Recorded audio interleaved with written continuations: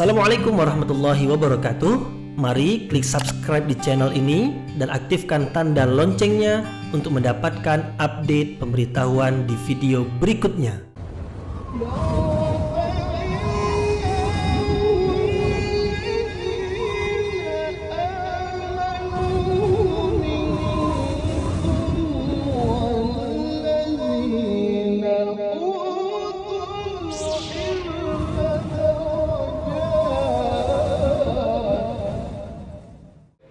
A'udzu billahi minasyaitonir rajim. Bismillahirrahmanirrahim. Assalamualaikum warahmatullahi wabarakatuh.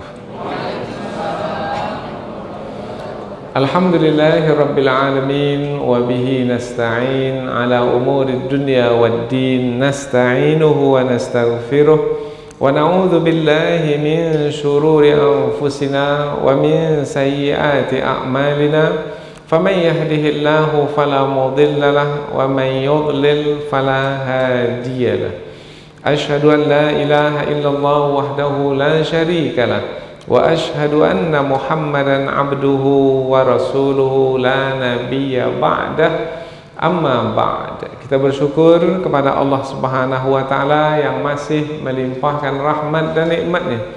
Kita bersyukur dengan mengucapkan Alhamdulillahirabbil alamin. Kemudian tidak lupa pula bersalawat kepada Rasulullah dengan ucapan Allahumma salli ala sayyidina Muhammad wa ala ali sayyidina Muhammad. Dan bersalam kepada Rasulullah dengan ucapan Assalamu alayka ya Rasulullah. Alhamdulillah kita dapat kembali meneruskan pengajian tafsir ayat-ayat suci Al-Quran, yang insya Allah kita akan teruskan kepada ayat yang ke-61, 62 dan 63 dari suratul Nahl, yaitu yang menerangkan tentang Allah Subhanahu wa taala yang Maha Pengasih, yang kasihnya itu ditunjukkan atau diperlihatkan dengan salah satunya adalah dengan penangguhan azab terhadap orang-orang yang zalim. Orang-orang yang zalim yang disebutkan di dalam ayat yang akan kita pelajari ini adalah orang-orang kafir, yaitu orang-orang musyrik yang menyekutukan Allah Subhanahu wa taala. Perbuatan yang mereka lakukan berupa kemusyrikan itu adalah perbuatan yang sangat buruk dan sangat tercela sekali. Inna syirka la dzulmun azim. Sesungguhnya syirik itu, dosa syirik itu adalah kezaliman yang paling besar. Di antara dosa besar dan dosa yang paling besar dari dosa-dosa besar itu adalah dosa syirik, dosa menyekutukan Allah Subhanahu wa taala. Setiap yang berdosa pasti disiksa. Besar dosa, besar siksa. Maka apabila dosa yang dimiliki itu dosa besar seperti menyekutukan Allah, maka siksa yang akan diterima adalah siksaan yang besar seperti kebinasaan, kecelakaan, dan telah pernah berlaku pada masa dahulu pada kaum-kaum terdahulu, umpamanya kaum Nabi Nuh alaihi salam yang menyekutukan Allah, menyembah berhala. Bagaimana kesudahan mereka? Disiksa oleh Allah Subhanahu wa taala dengan banjir besar yang menenggelamkan mereka, satu pun tak tersisa. Anak Nabi Nuh pun ikut serta sekali. Yang terselamat yaitu yang bersama dengan Nabi Nuh dalam bahtera, dalam kapal. Namun pada masa Rasulullah SAW diutus, yaitu awal-awal dahulu ke penduduk kota Mekah, karena Rasulullah memulai dakwah di kota Mekah. Penduduk kota Mekah itu juga menyekutukan Allah, menyembah berhala.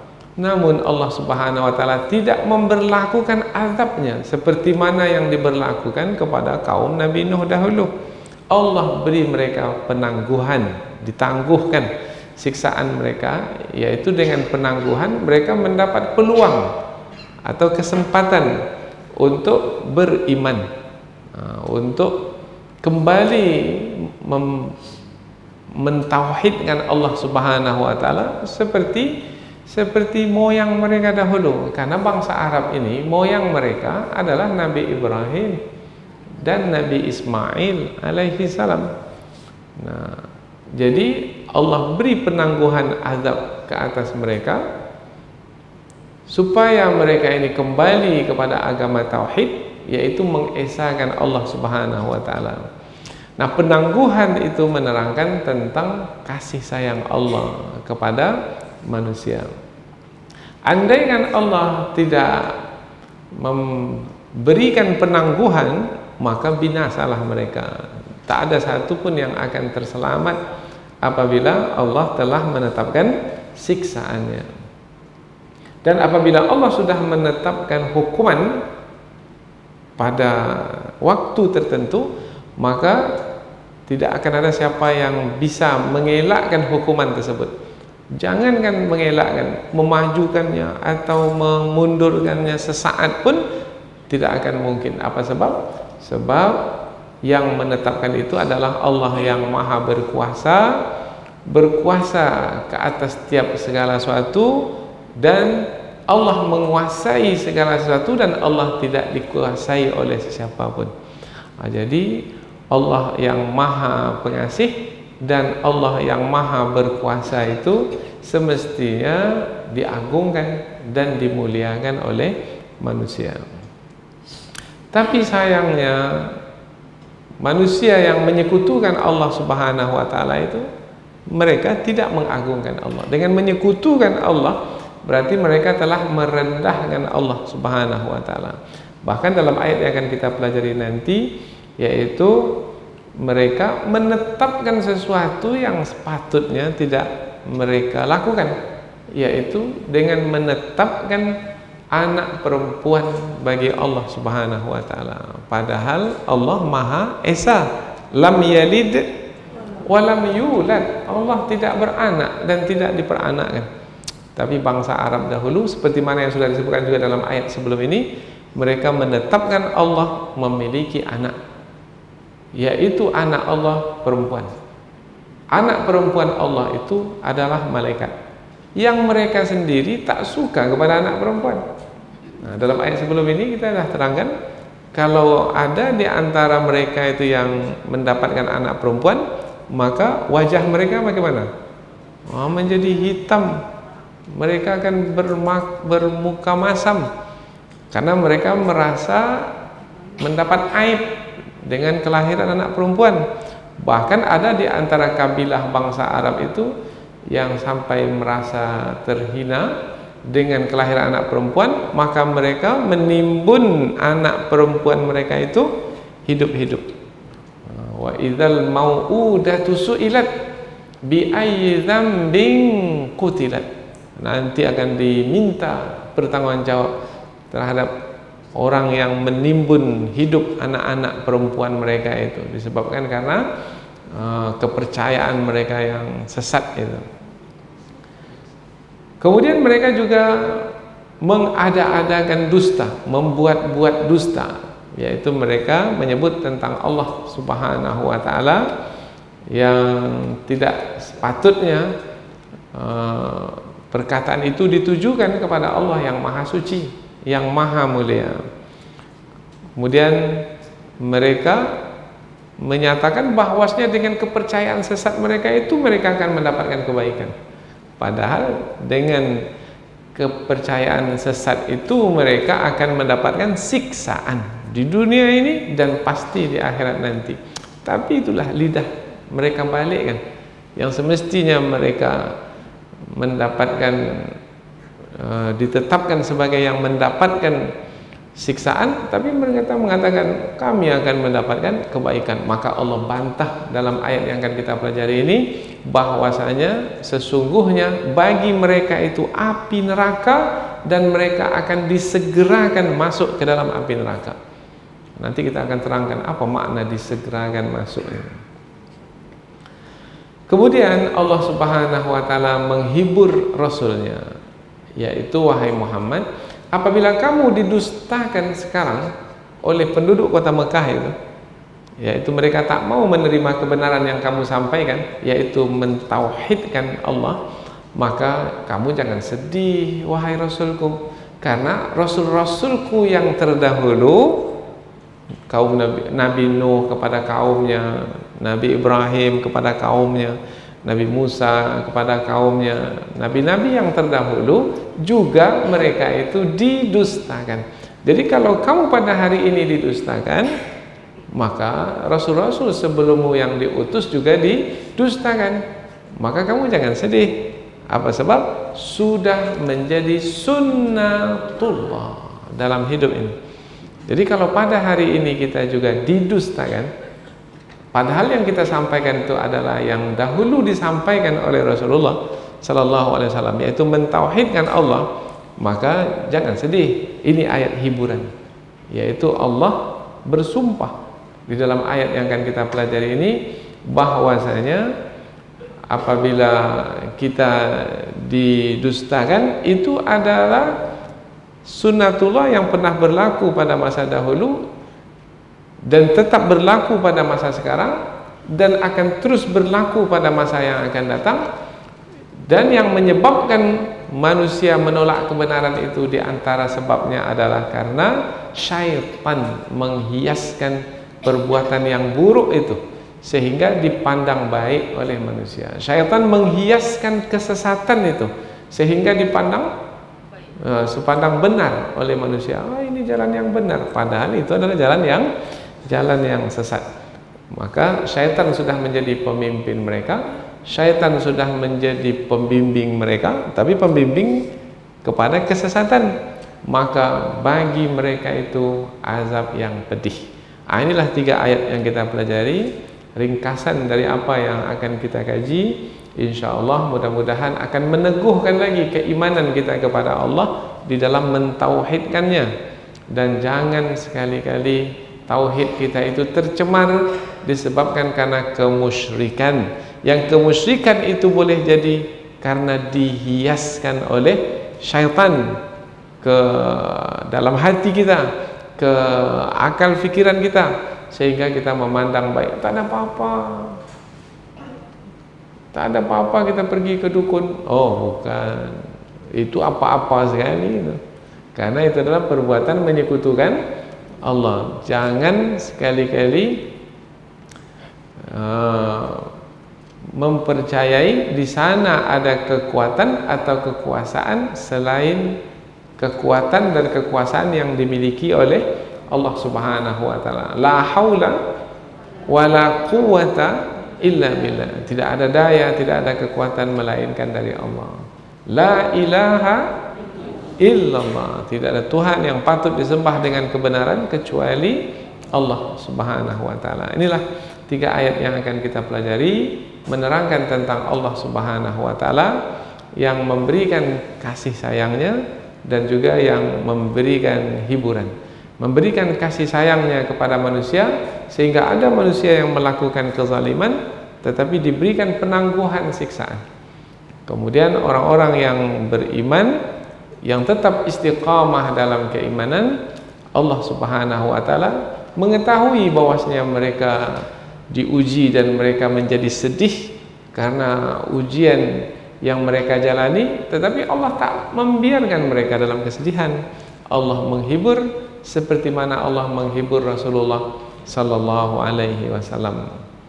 Baik, selanjutnya sebagaimana biasa, sebelum kita pindah ke tafsir, selanjutnya kita akan membaca ayat terlebih dahulu, kemudian kita terjemahkan kata per kata supaya kita lebih dekat dengan kandungan ayat.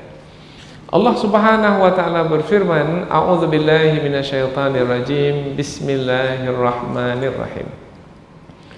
Walau yu'akhidullahu an-nasa bidzulmihim ma taraka 'alaiha min dabbah walakin yu'akhiruhum ila ajalin musamma fa idza jaa ajaluhum la yastakhiruna sa'atan wa la yastaqdimun wa yaj'aluna lillahi ma yakrahuna wa tasifu alsinatuhumul kadhib anna lahumul husna la jarama anna lahumun nar wa annahum mufratun.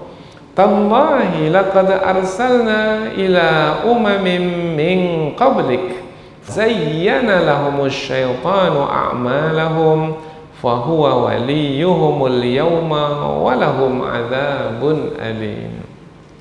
Allah berfirman, walau dan kalau atau seandainya yu'akhidhullahun nasa, yu'akhidhu menghukum, Allahu Allah, dan seandainya atau sekiranya Allah menghukum an-nasa manusia bizulmihim dikarenakan kezaliman mereka, ma taraka maka Allah tidak akan meninggalkan alaiha yaitu ke atasnya min dabbah dari hewan yang melata di muka bumi atau dari yang melata di muka bumi. Yang melata ini yang bergerak. Yang bergerak hewan, manusia juga bergerak. Manusia juga termasuk ke dalam dabbah, yaitu yang bergerak, yang melata, yang berjalan di muka bumi. Walakin akan tetapi yuakhiruhum, Allah menangguhkan mereka, yaitu tidak mengazab mereka serta-merta, ila sampai ajalin ke ajal maknanya waktu, musamma yang telah ditentukan. Fa idza jaa maka apabila telah datang ajaluhum ajal mereka, la yastakhiruna mereka tidak akan ditangguhkan sa'atan sesaat pun, wala yastaqdimun dan mereka tidak akan dimajukan ajal mereka itu sesaat pun. Ajal yang dimasukkan di sini adalah hukuman, waktu yang ditentukan untuk berlakunya hukuman tersebut. Kita baca dari awal ayat. Sekiranya Allah menghukum manusia disebabkan karena kezaliman mereka, maka Allah tidak akan meninggalkannya, tidak akan meninggalkannya dari sesuatu apapun yang melata, akan tetapi Allah menangguhkan mereka ke waktu yang telah ditentukan. Maka apabila telah datang ajal mereka, maka mereka tidak akan ditangguhkan sesaat pun dan tidak akan dimajukan sesaat pun. Ayat berikutnya, wa yaj'aluna dan mereka menjadikan lillahi bagi Allah ma yakrahun apa-apa yang mereka tak sukai. Apa yang mereka tak sukai yaitu anak perempuan. Nah, anak perempuan tidak mereka sukai, tapi itu pula yang mereka tetapkan bagi Allah, bahwasanya Allah memiliki anak perempuan. Wa tasifu dan kamu mengucapkan alsinatuhum dengan lidahmu, dan lidahmu mengucapkan al-kadhiba dusta. Anna apa di antara bentuk dusta itu, yaitu sesungguhnya lahum bagi mereka al-husna kebaikan. Betulkah bagi orang-orang musyrik itu kebaikan? Betulkah orang-orang musyrik akan mendapatkan kebaikan? Tidak. Mereka berdusta. La jarama. Tetapi yang sebenarnya adalah anna lahum, sesungguhnya bagi mereka annar, api neraka.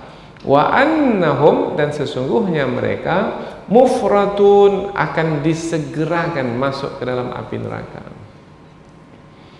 Dan mereka menjadikan bagi Allah apa-apa yang tidak mereka sukai atau apa-apa yang mereka benci, dan lidah mereka mengucapkan dusta. Sesungguhnya bagi mereka adalah kebaikan, tetapi sesungguhnya bagi mereka itu api neraka, dan sesungguhnya mereka akan disegerakan masuk ke dalam api neraka. Ayat berikutnya, ayat yang ketiga terakhir, tallahi demi Allah, laqad arsalna sesungguhnya kami telah mengutus ila umamin kepada umat-umat atau kaum-kaum min qablika sebelum kamu. Kamu di sini siapa? Nabi Muhammad sallallahu alaihi wasallam. Fazayyana maka menghiaskan lahum bagi mereka asyaitan syaitan. Maka syaitan menghiaskan bagi mereka a'malahum perbuatan mereka. sehingga mereka memandang baik perbuatan mereka yang menyekutukan Allah itu. Fahuwa, maka syaitan itu waliyuhum, pemimpin mereka, al-yauma, pada hari ini, walahum, dan bagi mereka azabun alim, azab yang pedih. Demi Allah, sesungguhnya kami telah mengutus kepada umat-umat terdahulu sebelummu, tetapi syaitan menghiaskan kepada mereka perbuatan mereka, maka dia, syaitan, menjadi pemimpin mereka pada hari ini, dan bagi mereka azab yang pedih. Jadi 3 ayat yang akan kita pelajari ini adalah ayat yang menerangkan tentang penangguhan azab. Kemudian juga Allah Subhanahu wa taala menerangkan bahwasanya orang-orang yang menyimpang dari kebenaran, yang melakukan kesesatan, yaitu dengan menyekutukan Allah, dan itu adalah kezaliman yang besar, itu adalah disebabkan karena syaitan yang menghiaskan perbuatan buruk itu kepada mereka, sehingga mereka memandangnya baik. Kesudahan orang yang seperti itu adalah azab yang pedih. Maka kita menjadikan ayat ini sebagai peringatan, yaitu jangan sampai kita tergelincir sehingga melakukan kezaliman. Karena tidak ada di antara kita ini yang tertutup kemungkinan tidak melakukan kesalahan. Ada kemungkinan kita melakukan kesalahan, karena kita ini manusia biasa. Maka kita berharap mudah-mudahan Allah memelihara kita, menjaga kita sehingga tidak melakukan kesalahan. Nah, di antara kesalahan yang sangat berat dan disebut sebagai kezaliman yang besar adalah menyekutukan Allah. Dan sepatutnya manusia menjadi takut apabila tergelincir melakukan kesalahan berupa kemaksiatan, karena kesalahan berupa kemaksiatan menyekutukan Allah itu, apabila Allah berkehendak untuk menghukum, maka berlakulah hukuman seperti yang berlaku ke atas kaum-kaum yang terdahulu, seperti kebinasaan. Dan apabila Allah telah menetapkan hukuman itu, maka Allah tidak akan memajukan sesaat dan tidak akan memundurkan saat, tepat pada waktu yang ditentukan, pada waktu itu diberlakukan, dan tidak ada siapa yang bisa mengelak daripadanya. Kemudian akan kita jumpai juga seperti mana yang ada pada masa dahulu, yaitu manusia yang suka berdusta.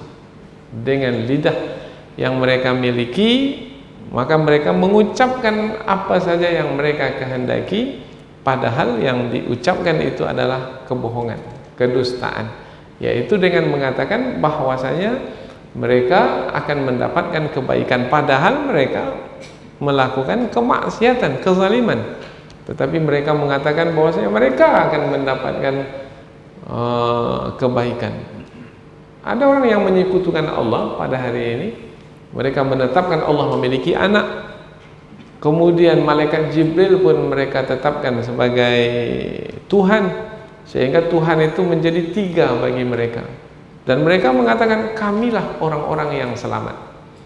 Nah, padahal sebenarnya mereka adalah orang-orang yang telah menyekutukan Allah. Maka apabila mereka adalah orang yang menyekutukan Allah, maka mereka adalah orang yang pasti akan disiksa oleh Allah Subhanahu wa taala. Hanya saja sampai hari ini Allah belum berlakukan siksaan itu ke atas mereka, karena Allah memberikan penangguhan supaya mereka mendapat kesempatan. Maka ada tidak mereka yang menyekutukan Allah itu memeluk agama Islam, mentauhidkan Allah? Ada banyak, dan bukan dari kalangan biasa, bahkan dari kalangan pendeta-pendeta. Dengan diberi peluang berupa penangguhan siksaan itu, maka Allah Subhanahu wa taala telah memperlihatkan kasih sayangnya kepada manusia, sehingga ada peluang bagi manusia untuk beriman, mentauhidkan Allah Subhanahu wa taala. Inilah dia 3 ayat yang akan kita pelajari. Selanjutnya kita pindah ke tafsir ayat. Jadi muqaddimah sudah, membaca dan menerjemahkannya sudah, kemudian tafsiran ringkasnya sudah. Sekarang kita pindah ke penjelasan yang lebih terperinci dari 3 ayat ini. Walau yu'akhidullahu an-nasa bidzulmihim, sekiranya Allah menghukum manusia disebabkan karena kezaliman mereka. Jadi hukuman dari Allah Subhanahu wa taala bukan serta-merta Allah menghukum tanpa sebab. Tidak. Allah menghukum itu dengan sebab. Apa di antara sebab hukuman itu? Sebabnya adalah kezaliman. Kezaliman yang diberlakukan itu, kalau di dalam ayat ini, apabila kita lihat ayat sebelumnya berkaitan dengan menyekutukan Allah, maka kezaliman yang mereka lakukan, yang dengan kezaliman itu diberlakukan hukuman siksaan, adalah menyekutukan Allah. Maka berhati-hati dari perbuatan zalim, yaitu menyekutukan Allah. Mungkinkah pada hari ini manusia melakukan kezaliman, yaitu melakukan kemusyrikan? Ya, mengapa tidak? Banyak pada hari ini mengaku sebagai kaum muslimin, tetapi mereka percaya juga kepada selain Allah. Percaya kepada batu cincin akik yang dipasang di jari ini. Ini sudah dibaca-baca nih. Ini kalau dipakai ini bisa membuat kita kebal, sakti. Bohong, itu dusta. Ini dah berisi nih. Apa pula isinya? Tak ada isi apa-apa. Tapi karena syaitan telah menghiaskan perbuatan buruk, yaitu perbuatan menyekutukan Allah itu kepadanya, bahkan dia berbangga dengan tangkal, dengan azimat, dengan mantra yang ia praktekkan itu, yaitu azimat. Ada yang dikalungkan di leher, ada yang digelangkan di tangan, ada juga yang berupa tulisan diletakkan di peci. Ada biasanya, ada diletakkan di peci, diikat pinggang, ada yang diletakkan di rumah, di batu kerawang. Tahu batu kerawang? Nah, ada ventilasi itu, diletakkan di situ. Ada pula yang diletakkan di loteng rumah, di atas rumah. Ada yang ditimbunkan di dalam tanah. Ada yang disiramkan pula lagi ke lantai, dan seterusnya. Ini adalah kemusyrikan. Masih berlaku amalan seperti ini? Masih. Dalam ayat sebelum ini ada yang menyediakan makanan, sesajian, kemudian dibawa secara beramai-ramai ke tepi laut selatan. Kononnya ini adalah persembahan untuk Nyi Roro Kidul. Nah, ini masih ada kepercayaan seperti ini. Dan jangan sampai ini berlaku di tempat kita, karena itu akan menjadi sebab bagi Allah untuk menghukum. Nah, ini dia pangkal ayat, yaitu walau yu'akhidullahu an-nasa bidzulmihim, sekiranya Allah menghukum manusia disebabkan karena kezaliman yang mereka lakukan, yaitu kemusyrikan yang mereka kerjakan, ma taraka 'alaiha min dabbah, maka Allah tidak akan meninggalkan di atasnya sesuatu apapun yang bergerak. Jadi tak ada lagi di muka bumi ini, habis semua. Manusia yang ada di situ hancur, binasa, dicelakakan, dibinasakan oleh Allah. Mungkin dengan cara Allah bermacam-macam. Ada dengan api yang membakar, hangus negeri itu. Ada pula direkahkan bumi, terperosok, tenggelam negeri itu ke dalam bumi. Ada pula dengan banjir besar, hanyut satu negeri itu. Ada pula dengan tsunami, habis tak tersisa negeri itu. Hanya dalam hitungan detik saja habis. Sekelip mata, tutup mata, buka lagi, habis. Tadi di situ ada kampung, tapi sekarang sudah tak ada lagi. Apa sebab? Sebab apabila Allah berkehendak untuk menghukum manusia disebabkan karena kezaliman mereka, maka tidak ada satu pun yang tersisa di situ, di tempat itu. Walakin yuakhiruhum, akan tetapi Allah menangguhkan mereka ila ajalin musamma, sampai kepada waktu yang ditentukan. Musamma yang dinamakan, yang disebutkan. Nah, umpamanya dahulu tsunami itu tanggal berapa? Tanggal 26 Desember tahun, itu namanya waktu yang ditentukan, musamma. Itu kan berlakunya sekarang, tetapi sudah dituliskah yang berlaku sekarang ini pada masa dahulu? Ya, dituliskan di dalam qada dan qadar. Yang qada dan qadar itu ditulis kapan waktunya? Disebutkan dalam hadis Nabi 50.000 tahun sebelum penciptaan langit dan bumi. Belum ada lagi langit dan bumi ini, sudah ditentukan. Tsunami berlaku tanggal sekian, bulan sekian, tahun sekian, jam sekian, sampai kepada menit sekian, detik sekian, di tempat yang telah ditentukan. Dan manusia-manusia yang menjadi korbannya pun juga sudah tertulis semuanya. Tak ada yang terkeluar dari qada dan qadar Allah, dari takdir Allah.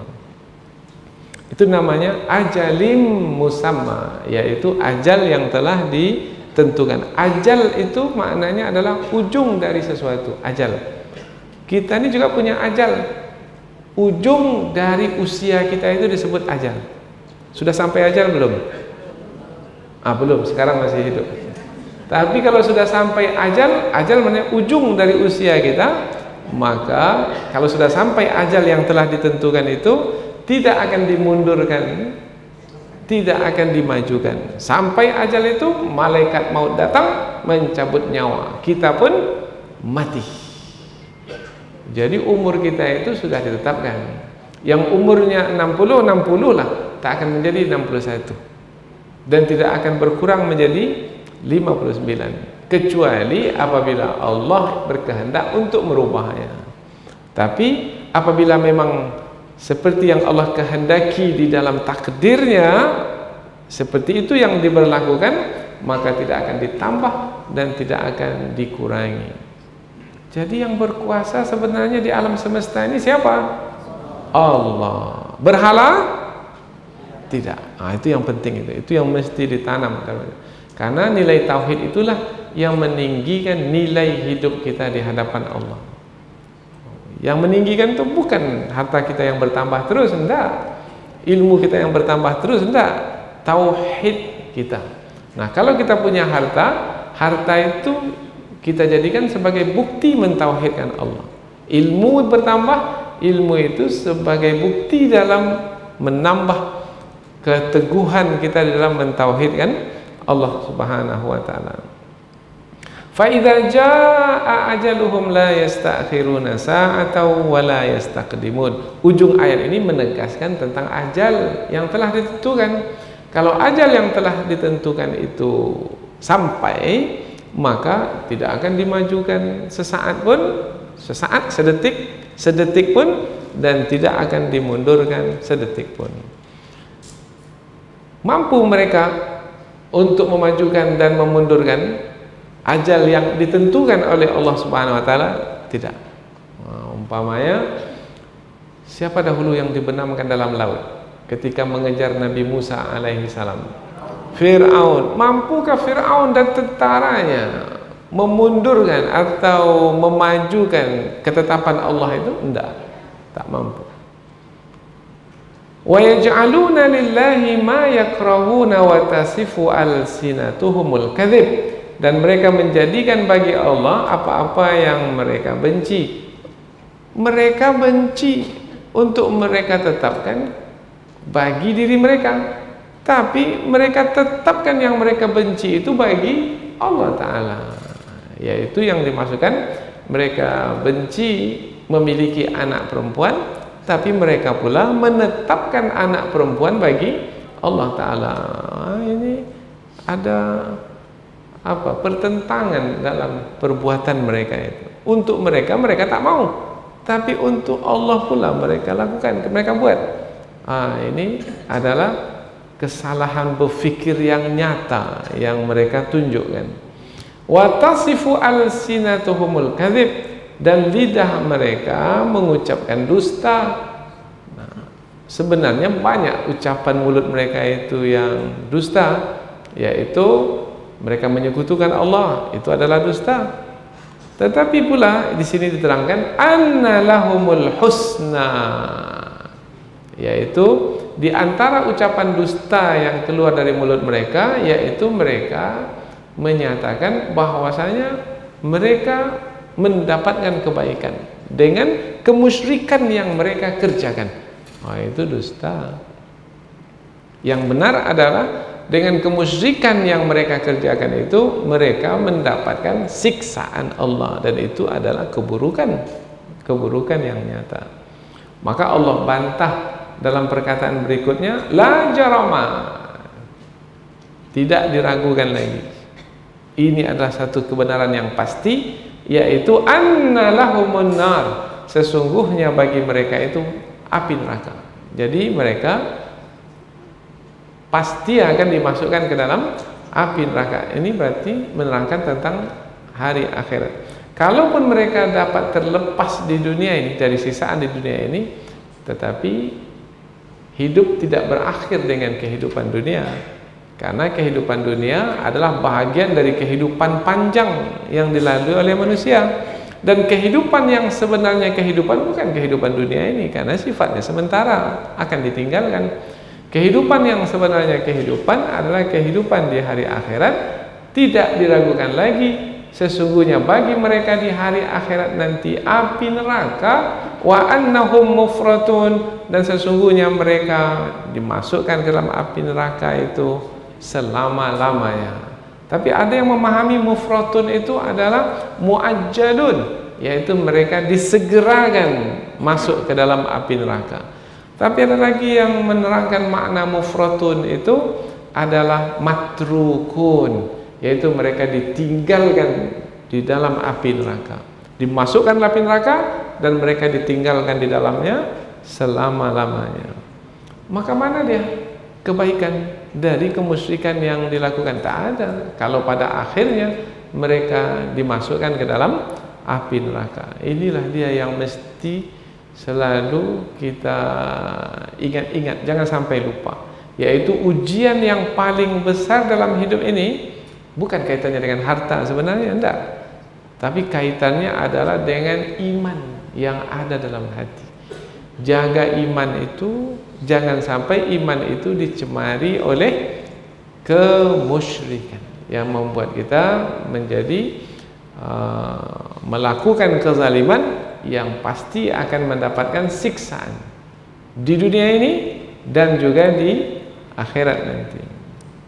Maka pendidikan itu menjadi penting pada hari ini, yaitu pendidikan yang isinya adalah menanamkan nilai tauhid pada anak sedini mungkin, dari kecil lagi. Maka pandailah orang tua, guru dalam menanamkan nilai tauhid ini. Ada saja kesempatan, peluang dalam menanamkan nilai tauhid, sampaikan kepada anak. Umpamanya pagi-pagi hari duduk kita bersama anak kita, kemudian nampak matahari terbit. Kalau pagi hari itu terasa sekali matahari itu cepat terbitnya. Beberapa menit kita duduk, tadinya nampak matahari itu setengah saja, tapi setelah itu dia naik berarti dia bergerak. Maka kita tanya anak kita, nak, apa yang kamu lihat yang bergerak itu? Matahari. Nah, kalau dia bergerak, apakah dia bergerak dengan dirinya sendiri atau ada yang menggerakkannya? Nah, anak itu diam karena mungkin dia tak tahu jawaban. Nah, ketika itu bisikkan ke telinganya, nah, matahari itu yang menggerakkannya, yang membuatnya terbit adalah Allah. Nanti petang hari yang membuat dia tenggelam adalah Allah. Nanti suatu ketika Allah berkehendak, yaitu tidak lagi menerbitkan matahari dari tempat yang kita lihat sekarang ini. Ini sekarang kita lihat matahari terbit dari timur, tapi nanti di akhir zaman sebelum kiamat, Allah akan terbitkan matahari dari sebelah barat. Allah terdengar oleh anak Allah, maka mereka, anak-anak kita itu mengenal siapa Allah Subhanahu wa taala melalui penjelasan kita. Itu baru satu itu, yaitu berkaitan dengan matahari. Masih banyak lagi yang lain yang bisa kita sebut untuk menanamkan nilai tauhid ke dalam hati anak itu. Maka jangan sia-siakan peluang.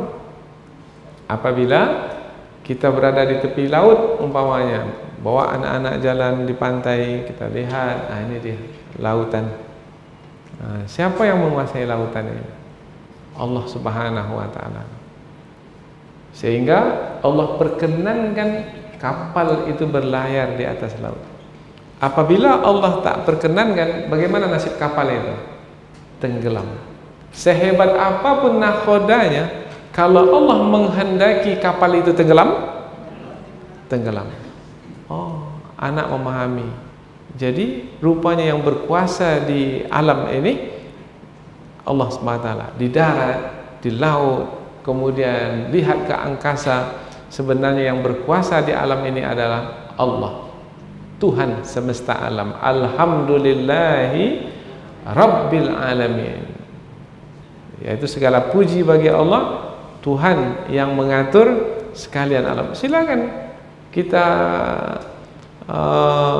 bantu anak kita untuk berfikir sehingga mereka dapat mengenal Allah lebih banyak. Alladzina yatafakkaruna fi khalqis samawati wal ard, yaitu mereka yang berfikir dalam penciptaan langit dan bumi.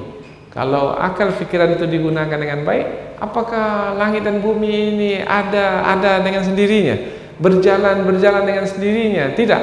Maka nanti akan sampai kepada kesimpulan, Rabbana ma khalaqta hadza batila. Wahai Tuhan kami, tidaklah Engkau ciptakan semua ini sia-sia. Ini peran kita sebagai orang tua. Maka pendidikan menjadi penting, dan pilih-pilih sekolah untuk mendidik anak kita. Karena boleh jadi ada sekolah yang sama sekali tidak mengajarkan tauhid dalamnya. Sekolah non muslim, mana pula tauhid yang akan diajarkannya? Sekolah yang dikelola oleh orang yang bukan Islam, yang tidak mentauhidkan Allah, yang menyekutukan Allah, mana mungkin akan ditanamkan nilai-nilai tauhid di situ? Maka hantarlah anak ke sekolah Islam, yang di sekolah itu akan ditanamkan nilai tauhid, dan itulah yang menentukan nilai hidup kita di dunia ini dan di akhirat nanti. Karena kita ingin mati dalam keadaan beriman, sebagaimana kita ingin hidup ini hidup dalam keadaan beriman. Ya Allah, hidupkanlah kami dalam keadaan beriman, matikanlah kami dalam keadaan beriman. Tapi bagaimana akan beriman kalau tidak memiliki pengetahuan tentang keimanan, yaitu mentauhidkan Allah Subhanahu wa taala. Sekarang sudah banyak lembaga pendidikan sekarang ini, dan mereka bersaing sekarang ini memberikan khidmat untuk umat ini di dalam menanamkan dan menguatkan nilai-nilai tauhid. Ayat berikutnya, tallahi, demi Allah. Ayat ini adalah ayat hiburan bagi Rasulullah. Rasulullah menyampaikan kebenaran, yaitu menegaskan pentingnya mentauhidkan Allah Subhanahu wa taala sebagai sebab keselamatan. Tetapi rupanya bangsa Arab dahulu, khususnya penduduk kota Mekah, tak mau menerima kebenaran yang disampaikan oleh Rasulullah itu. Rasulullah menjadi sedih. Nah, Allah Subhanahu wa taala menghibur baginda dengan ayat ini. Wahai Muhammad, kalau kamu didustakan pada hari ini, sebenarnya bukanlah kamu orang yang pertama didustakan. Sudah didustakan rasul-rasul sebelum ini.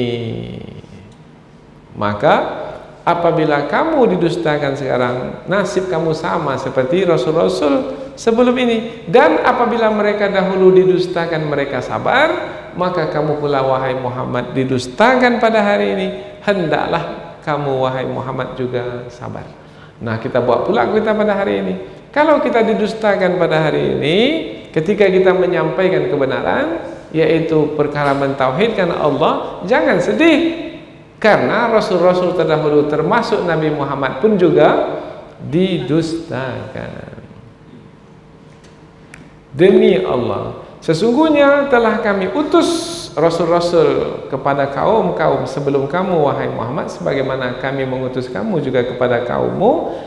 Fazayyana lahumus syaitanu a'malahum. Tetapi umat-umat terdahulu itu, mereka disebabkan karena syaitan menghiaskan perbuatan buruk mereka itu, maka mereka menolak kebenaran yang dibawa oleh Rasul-Rasul yang diutus kepada mereka. Sama juga seperti bangsa Arab itu, yaitu yang membuat mereka menyekutukan Allah adalah karena syaitan menghiaskan perbuatan buruk mereka itu sehingga mereka memandang baik. Kita ulang kembali, kapan pertama kali berhala itu masuk ke bangsa Arab? Dahulu bangsa Arab itu mentauhidkan Allah. Kapan patung-patung itu masuk ke kota Mekah sehingga disembah oleh penduduk kota Mekah? Nah, ini berawal dari kisah Amru bin Luhai. Amru bin Luhai ini salah seorang pemimpin bangsa Arab. Dia pergi ke Syam. Nah, di Syam itu ada bangsa yang menyembah berhala. Kaum Nabatian menyembah berhala. Dan mereka pula yang menyembah berhala ini punya pula kepakaran, yaitu menyembuhkan penyakit. Maka bangsa Arab ini, Amru bin Luhai ini bertanya kepada kaum Nabatian, apa yang menyebabkan kamu ini pandai menyembuhkan penyakit? Maka kata kaum Nabatian, karena kami menyembah berhala. Oh, jadi kalau begitu kami akan pandai pula menyembuhkan penyakit kalau kami menyembah berhala pula. Nah, ini adalah bisikan syaitan. Ini adalah perkataan yang dihiaskan oleh syaitan sehingga mereka memandang baik perbuatan menyembah berhala itu.